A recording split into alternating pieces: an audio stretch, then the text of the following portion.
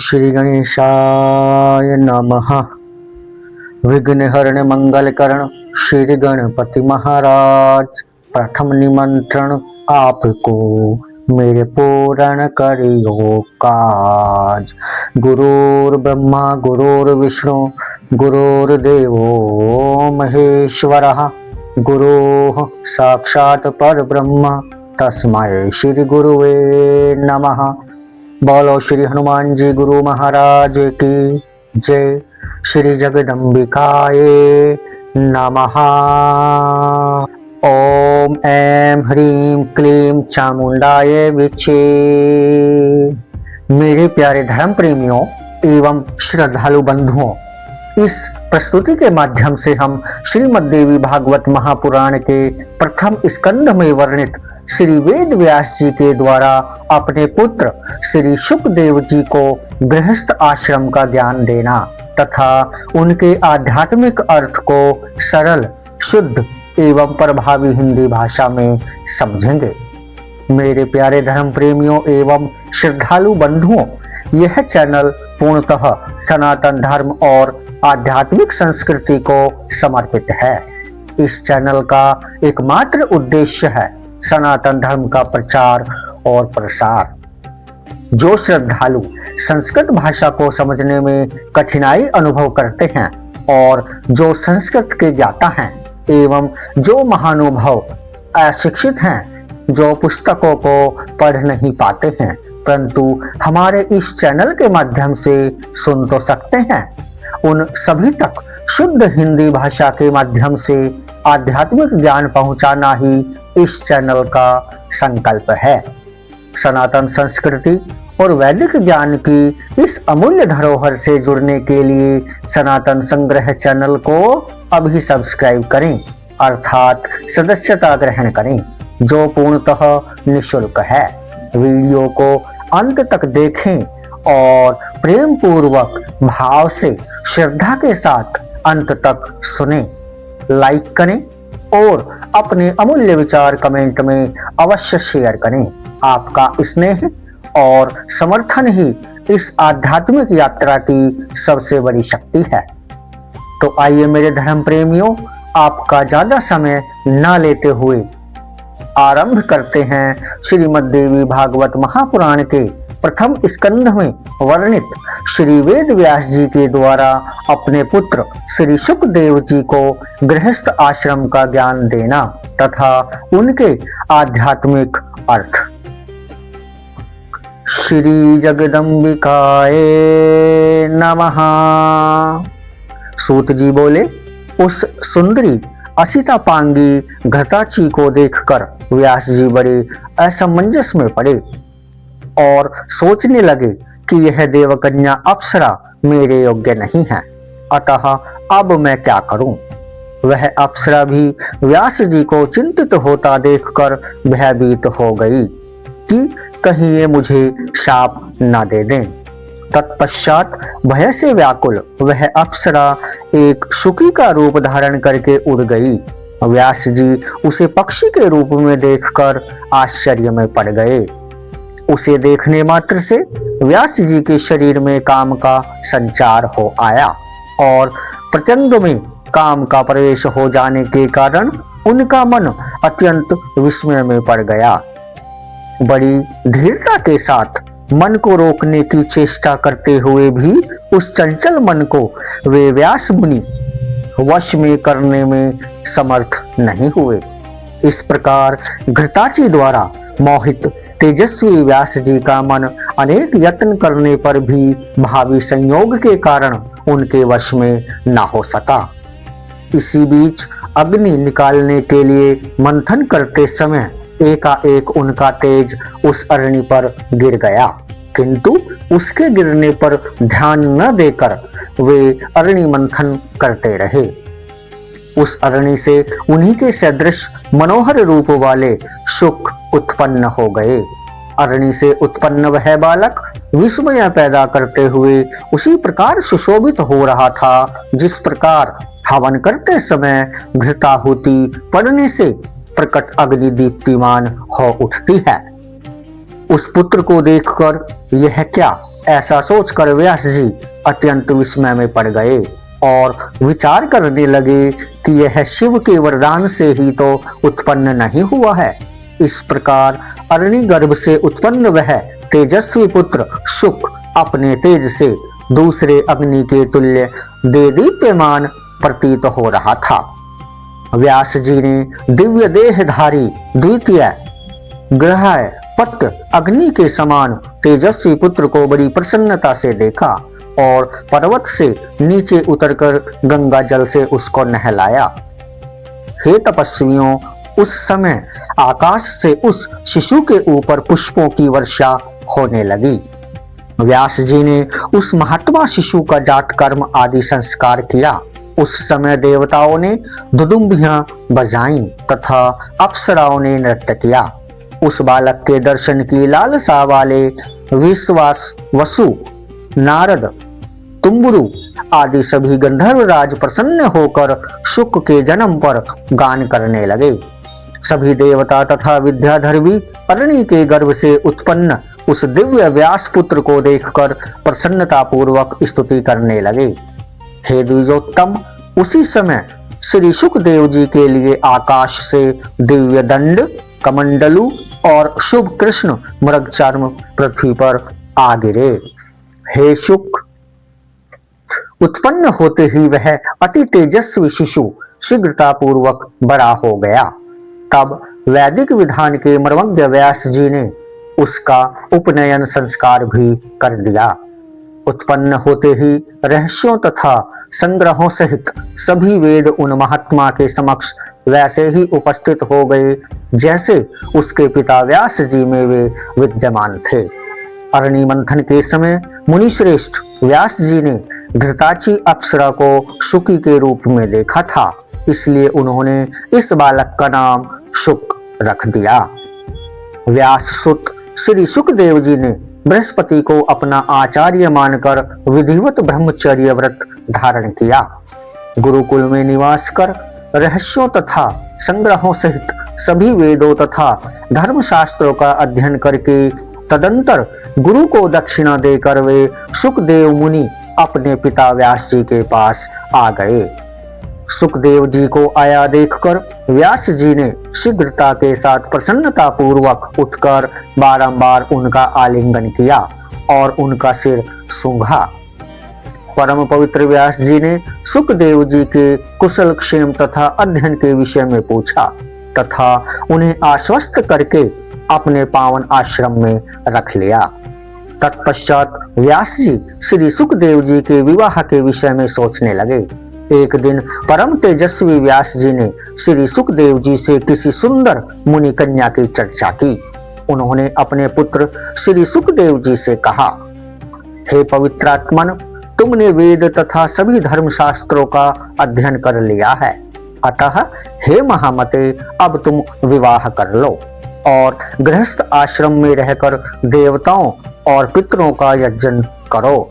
और हे पुत्र, तुम सुंदर स्त्री को स्वीकार करके मुझे भी ऋण से मुक्त कर दो। अपुत्र की गति नहीं होती और उसे स्वर्ग कदापि नहीं मिलता। इसलिए हे महाभाग पुत्र, अब तुम गृहस्थ आश्रम में प्रवेश करो। और हे शुक, हे पुत्र, गृहस्थी बसाकर मुझे भी आनंदित करो। ऐसा करके हे महामते, हे पुत्र, तुम मेरी महान आशा परिपूर्ण करो। हे शुक, कठिन तपस्या करके मैंने तुम्हारे जैसा अयोनिज पुत्र पाया है। हे महाप्राज्ञ, तुम देवता रूप हो, अतः मुझ पिता की रक्षा करो। सूत जी बोले, हे ऋषियों, ऐसा कहने वाले व्यास जी के पास उपस्थित विरक्त श्री सुखदेव जी ने गृहस्थ आश्रम में अनुरक्त अपने पिता से कहा। श्री सुखदेव जी बोले, हे महामते, हे धर्मज्ञ, हे वेदव्यास, आप क्या कह रहे हैं? मुझ शिष्य को आप तत्व ज्ञान का उपदेश दें, मैं आपकी आज्ञा का पालन करूंगा। व्यास जी बोले, हे पुत्र, तुम्हारे लिए मैंने सैकड़ों वर्ष कष्ट सहकर जो तपस्या की और शिव जी की आराधना की, उसके फल स्वरूप मैंने तुम्हें पाया है। किसी राजा से मांगकर मैं तुम्हें प्रचुर धन दूंगा। हे महाप्राज्ञ, तुम श्रेष्ठ यौवन प्राप्त करके सुख का भोग करो। श्री सुखदेव जी बोले, हे तात, आप बताएं कि इस मनुष्य लोक में भला विपत्ति रहित कौन सा सुख है। बुद्धिमान लोग दुख से युक्त सुख को सुख नहीं कहते हैं। हे महाभाग, स्त्री पाकर मैं उसी के वश में हो जाऊंगा। तब भला आप ही बताइए, परतंत्र होकर और विशेषतः स्त्री के वश में रहकर मैं कौन सा सुख पा सकूंगा। लोह या काष्ठ के फंदे में जकड़ा हुआ पुरुष कदाचित छूट भी सकता है, किंतु पुत्र कलत्र के बंधन में फंसा हुआ प्राणी कभी भी बंधन मुक्त नहीं हो पाता। यह शरीर विष्ठा एवं मूत्र से परिपूर्ण रहता है, वैसे ही स्त्रियों का शरीर भी होता है। हे विप्रेंद्र, तब कौन बुद्धिमान पुरुष उससे प्रीति करना चाहेगा। हे विप्र शिरोमणि, मैं अयोनिज हूं, तब योनिजन्य सुख में मेरी बुद्धि कैसे होगी। मैं भविष्य में भी अपनी उत्पत्ति किसी योनि में नहीं चाहता, अतः अद्भुत अध्यात्म सुख को छोड़कर मैं वित्त मूत्रजन्य सुख को क्यों चाहूं। अपने आप में रमण करने वाला कभी विषय सुख का लोभी नहीं होता है। मैंने सांगोपांग वेदों का अध्ययन किया और जाना कि वे हिंसामय हैं तथा कर्म मार्ग के प्रवर्तक हैं। मुझे गुरु रूप में बृहस्पति प्राप्त हुए, वे भी गृहस्थी के सागर में डूबे हुए हैं। अविद्याग्रस्त हृदय वाले वे मेरा उद्धार कैसे कर सकते हैं। जैसे कोई रोगग्रस्त वैद्य दूसरे के रोग की चिकित्सा करता हो, उसी प्रकार मुझ मोक्षार्थी के गुरु गृहस्थ हैं। यह विडंबना ही है। इसलिए ऐसे गुरु को नमस्कार करके मैं आपके पास आया हूं। अब आप तत्व ज्ञान का उपदेश देकर मेरी रक्षा करें, क्योंकि मैं इस संसार रूपी सर्प से अत्यंत भयभीत हूं। इस महाभयंकर संसार चक्र में प्राणी मात्र को सर्वदा नक्षत्रों की भांति चक्कर काटना पड़ता है और सूर्य की भांति दिन रात उन्हें भी कभी विश्राम करने का अवसर नहीं मिलता है। हे तात, इस संसार में आत्मज्ञान को छोड़कर कौन सा सुख है। मूढ़ जनों को सुख की वैसी ही प्रतीति होती है जैसी विष्ठा के कीड़ों को विष्ठा में होती है। वेद शास्त्रों को पढ़कर भी जो सांसारिक सुख में फंसे रहते हैं, भला उनसे बढ़कर मूर्ख और कौन होगा। उन्हें तो कुत्ते, घोड़े एवं सुअर आदि पशुओं के समान धर्म वाला समझना चाहिए। दुर्लभ मानव तन को पाकर तथा वेद शास्त्रों का अध्ययन करके भी यदि मनुष्य इस संसार में बंधता है, तो दूसरा भला कौन बंधन मुक्त हो सकता है।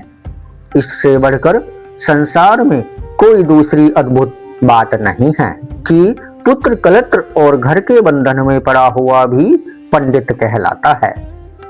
जो मनुष्य इस संसार में माया के सत्व, रज, तम रूपी तीनों गुणों से बंधा नहीं जाता, वही विद्वान, बुद्धिमान एवं शास्त्र में पारंगत है।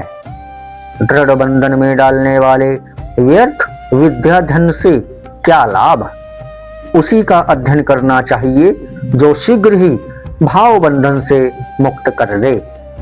पुरुष को बंधन में जकड़ लेने के कारण ही उसे ग्रह कहा गया है, अतः ऐसे बंधन रूप घर में सुख कहाँ। हे पिताजी, इसलिए मैं भयभीत हूँ।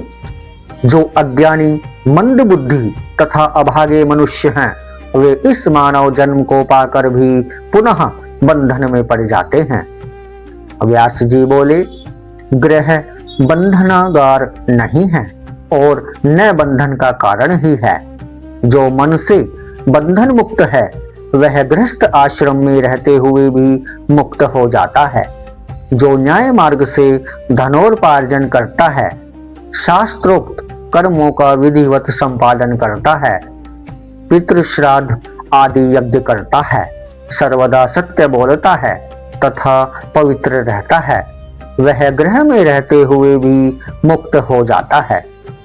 ब्रह्मचारी, सन्यासी, वानप्रस्थी तथा व्रतोपवास करने वाला, ये सब मनुष्य मध्याह्नोत्तर काल में गृहस्थ के पास ही जाते हैं। वे धार्मिक गृहस्थ श्रद्धा के साथ मधुर वचनों द्वारा सबका सत्कार करते एवं अन्नदान से उन्हें उपकृत करते हैं। गृहस्थ आश्रम से बढ़कर कोई दूसरा आश्रम देखा या सुना नहीं गया। वशिष्ठ आदि आचार्यों और तत्वज्ञानियों ने इसका आश्रय ग्रहण किया है। हे महाभाग, वेदोक्त कर्म करने वाले गृहस्थ के लिए क्या असाध्य रह जाता है? वह स्वर्ग, मोक्ष अथवा उत्तम कुल में जन्म जो कुछ भी चाहता है वह हो जाता है। एक आश्रम से दूसरे आश्रम में जाना चाहिए, ऐसा धर्मज्ञों ने बताया है। अतः आलस्य रहित होकर गृहस्थ संबंधी कर्मों को संपादित करो। हे धर्मज्ञ पुत्र, देवताओं, पितरों एवं आश्रित जनों को विधिवत संतुष्ट करके, पुत्र उत्पन्न करके और उसे भी गृहस्थ आश्रम में लगाकर पुनः गृह त्याग कर वन में जाकर श्रेष्ठ व्रत का आश्रय ग्रहण करो। वहां वानप्रस्थ आश्रम पूर्ण करके उसके बाद संन्यास धारण करो। हे महाभाग, इंद्रियां मनुष्य को निश्चित रूप से परमत्त बना देती हैं। जो मनुष्य स्त्री रहित होता है उसे मन पांचों इंद्रियों सहित विकल कर देता है। हे महामते, इसलिए उन बलवान इंद्रियों पर विजय पाने के लिए स्त्री परिणय करके गृहस्थ बनाना चाहिए। तत्पश्चात वृद्धावस्था में तप करना चाहिए, यह शास्त्र वचन है। हे महाभाग, वन में स्थित महातेजस्वी महर्षि विश्वामित्र किसी समय 3 सहस्र वर्षों तक निराहार और जितेंद्रिय रहकर अत्यंत कठोर तप करके भी मेनका को देखकर मोहित हो गए और उन्हीं के तेज से पुत्री रूप में सुंदर शकुंतला पैदा हुई। मेरे पिता पराशर जी भी धीवर की कृष्ण वर्णा कन्या को देखकर काम बाण से आहत हो गए और उन्होंने नाव पर ही उसे स्वीकार कर लिया था। ब्रह्मा जी भी अपनी कन्या को देखकर काम से पीड़ित हो गए और बेसुध होकर उसके पीछे दौड़ते रहे। तब शिव जी ने उन्हें रोका। अतः हे कल्याणकारी पुत्र, तुम मेरा हित कर वचन मान लो और किसी कुलीन कन्या से विवाह करके सनातन वेद मार्ग का पालन करो। श्री सुखदेव जी बोले, हे पिताजी, सर्वदा दुख देने वाले गृहस्थ आश्रम को मैं कभी स्वीकार नहीं करूंगा, क्योंकि पशु पक्षियों को फंसाने वाले जाल के समान यह आश्रम सभी मानवों के लिए सदा बंधन स्वरूप है। हे तात, धन धान्य की चिंता में व्याकुल लोगों के लिए सुख कहाँ दिखाई पड़ता है। निर्धन और लोभ के वशीभूत मनुष्य अपने ही परिवारजनों द्वारा सर्वदा कष्ट पाते रहते हैं। इंद्र भी वैसे सुखी नहीं रहते जैसा एक सुखी निष्प्रम भिक्षुक रहता है। तब भला इस संसार में तीनों लोकों का वैभव पाकर भी दूसरा कौन सुखी रह सकता है। किसी तपस्वी को तप करते हुए देखकर स्वर्ग लोक के स्वामी इंद्र भी चिंतित हो उठते हैं और उसके तप में अनेक प्रकार के विघ्न करने लगते हैं। ब्रह्मा भी सुखी नहीं है और मनोरम लक्ष्मी को पाकर विष्णु भी सुखी नहीं है। उन्हें भी दैत्यों के साथ युद्ध के द्वारा निरंतर कष्ट सहन करने पड़ते हैं। उन ऐश्वर्यशाली रमापति श्री विष्णु को भी सुख प्राप्ति के लिए अनेक प्रयत्न करने पड़ते हैं और कठोर तपस्या करनी पड़ती है। इस संसार में किसी को बहुत सुख है? भगवान शंकर भी सदैव दुखी रहते हैं, ऐसा मैं जानता हूँ, क्योंकि वे सदैव तपस्या करते हुए भी दैत्यों से युद्ध करते रहते हैं। हे तात, जब धनवान होते हुए भी लोभी मनुष्य कभी भी सुख पूर्वक सो नहीं पाता, तब भला निर्धन मनुष्य कैसे सुख पा सकता है। इसलिए हे महाभाग, यह जानते हुए भी आप अपने तेज से उत्पन्न पुत्र को दुखदायक तथा महाभयानक संसार में क्यों लगा रहे हैं। हे पिताजी, जहाँ जन्म में दुख, बुढ़ापे में दुख, मरण में दुख तथा पुनः विष्ठा और मूत्र से भरे हुए गर्भ में दुख सहन करना पड़ता है, उससे भी अधिक दुख तृष्णा और लोभ से उत्पन्न होता है। हे मानद, मरने से भी अधिक दुख मांगने में होता है। ब्राह्मण प्रतिग्रह द्वारा धन प्राप्त करते हैं और वे बुद्धि बल का उपयोग नहीं करते।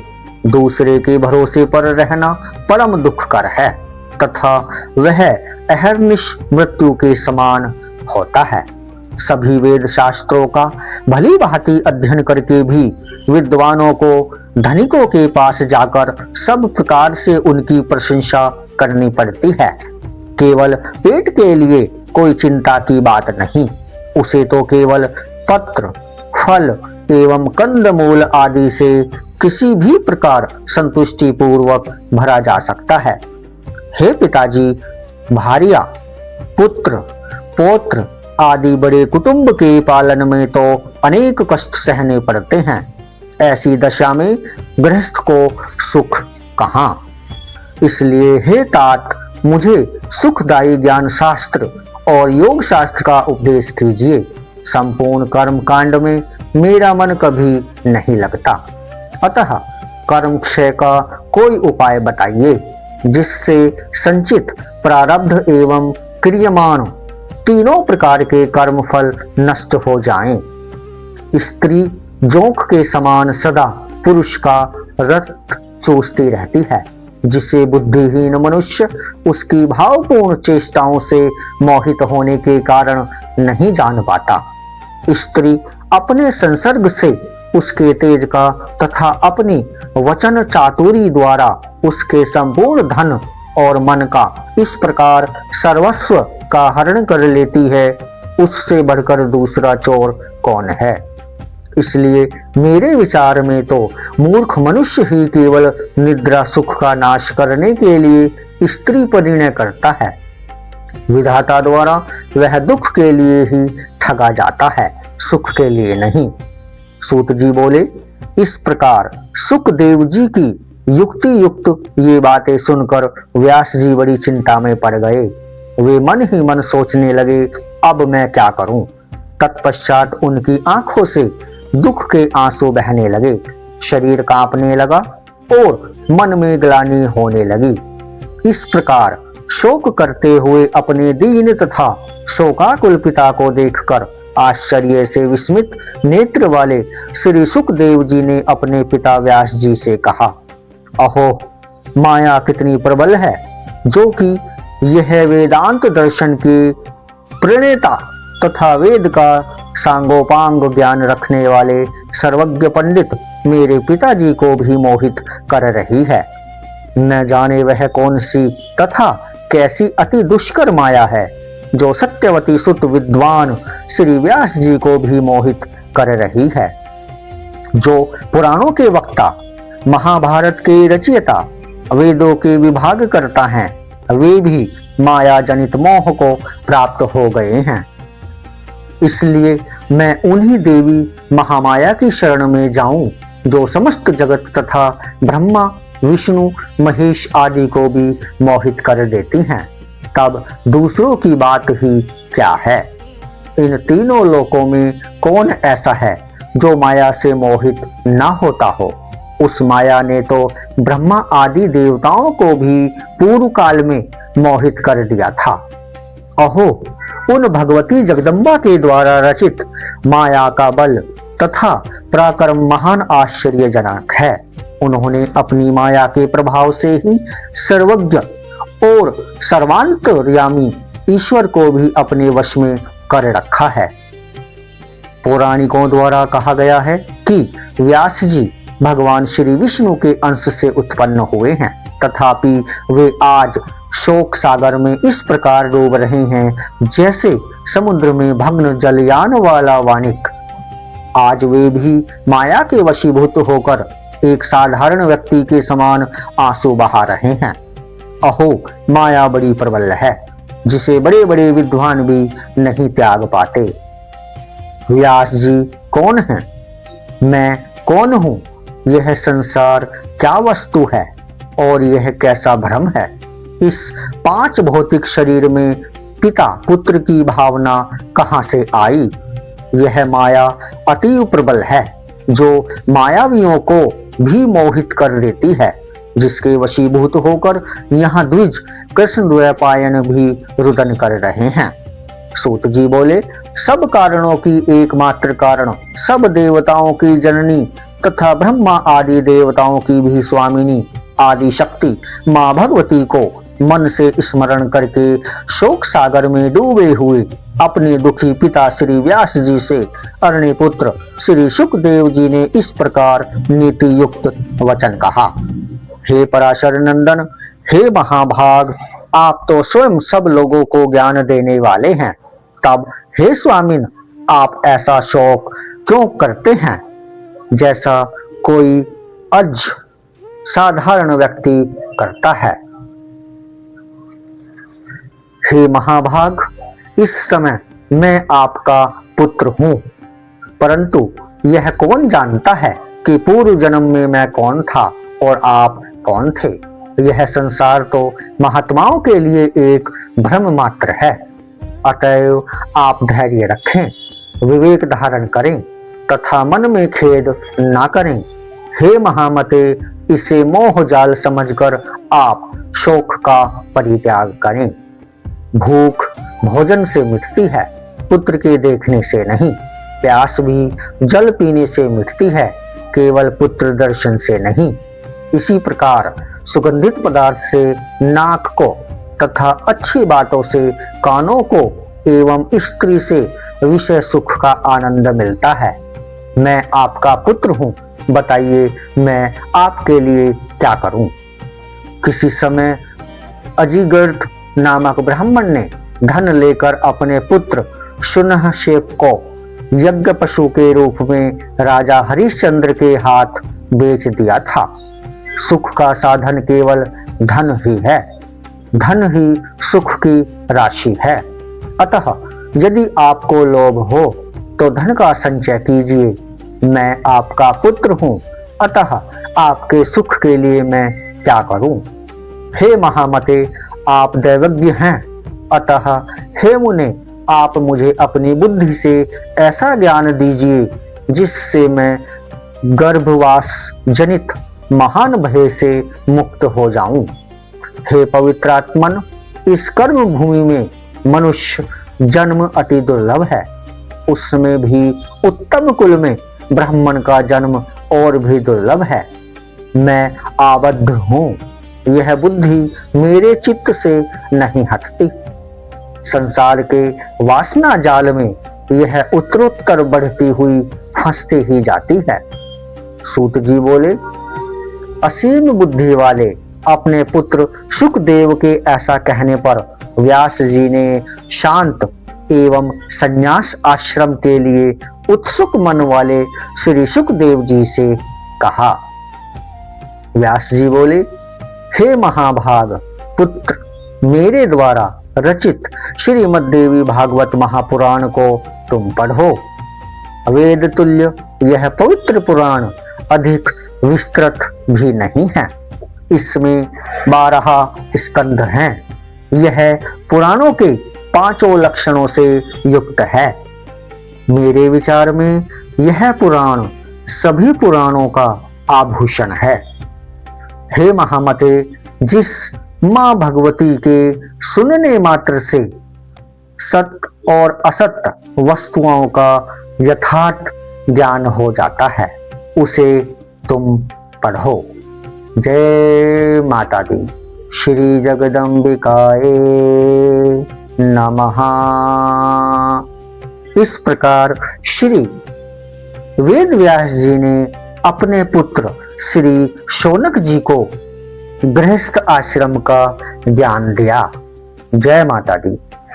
ओम ऐं ह्रीं क्लीं चामुंडाय विचे। ओम ऐं ह्रीं क्लीं चामुंडाय विचे। ओम ऐं ह्रीं क्लीं चामुंडाय विचे। ओम ऐं ह्रीं क्लीं चामुंडाय विचे। ओम ऐं ह्रीं क्लीं चामुंडाय विचे। ओम ऐं ह्रीं क्लीं चामुंडाय विचे। ओम ऐं ह्रीं क्लीं चामुंडाय विचे।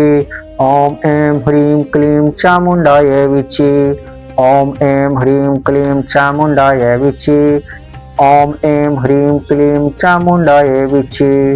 ओम ऐं ह्रीं क्लीं चामुंडाय विचे। ओम ऐं ह्रीं क्लीं चामुंडाय विचे। जय माता दी। धर्म की जय हो, धर्म की जय हो, धर्म की जय हो। अधर्म का नाश हो, अधर्म का नाश हो, अधर्म का नाश हो। प्राणियों में सद्भावना हो, प्राणियों में सद्भावना हो, प्राणियों में सद्भावना हो।